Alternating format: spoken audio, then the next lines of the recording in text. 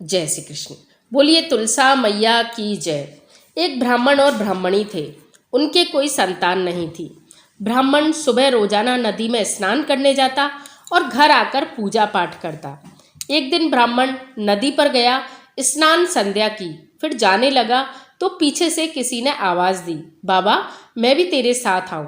उसने पीछे मुड़कर देखा तो कोई नहीं था। फिर से चला, फिर आवाज आई तो ब्राह्मण ने सोचा कोई दिखता नहीं है, मुझे लगता है कोई भूत प्रेत है। वह जोर से बोला कि भूत प्रेत हो तो मत आना, और यदि कोई देवी या देवता हो तो मेरे साथ आ जाना। इतने में ही 5 वर्ष की एक कन्या आई और बोली, बाबा मैं तेरे साथ तेरे घर चलूं? और उसने यह कहकर ब्राह्मण की उंगली पकड़ ली। ब्राह्मण भी उसे बड़े प्रेम से घर ले आया। घर आने पर ब्राह्मणी बोली, यह कन्या किसकी है?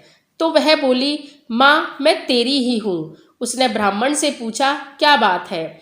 तो ब्राह्मण ने सारी बात बता दी और ब्राह्मण ब्राह्मणी ने उसे बेटी कह के पुकारा। वे दोनों पति पत्नी उस कन्या के आने से अत्यंत खुशीपूर्वक रहने लगे और आपस में एक दिन बात की कि कन्या का नाम क्या रखें। ब्राह्मण बोला, इसने आंगन में आकर तुलसी के समान काम किया है, हमको प्रसन्नता दी है, इसलिए इसका नाम हम तुलसी ही रख देते हैं। यह हमारे आंगन की तुलसी है। तुलसी बड़ी होने लगी, खेलने कूदने लगी। माता पिता उसे बहुत प्यार करते थे, लेकिन जब बड़ी हुई, शादी के योग्य हुई, तो ब्राह्मण ब्राह्मणी उसकी शादी के लिए वर ढूंढने लगे। जब माता पिता को तुलसी चिंता करते देखती तो कहती, मेरी चिंता मत करो, मुझे तो स्वयं भगवान श्री कृष्ण ही लेने आएंगे, तुम तैयारियां शुरू कर दो। शादी का मुहूर्त निकला। कार्तिक सुदी एकादशी के दिन तुलसी की शालिग्राम के साथ शादी हुई। तुलसी जब जाने लगी तो उसके माता पिता बहुत रोने लगे।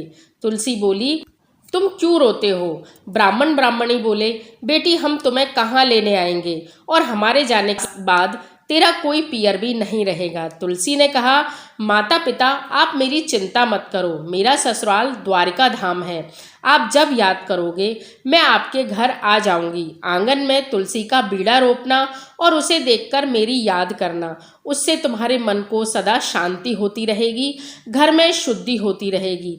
आंगन की तुलसी को सदा आप अपने घर में रखना, उनकी पूजा अर्चना करना। और सुन माँ, ठीक 10 महीने बाद तेरे पुत्र होगा जो तेरी 21 पीढ़ी तारेगा।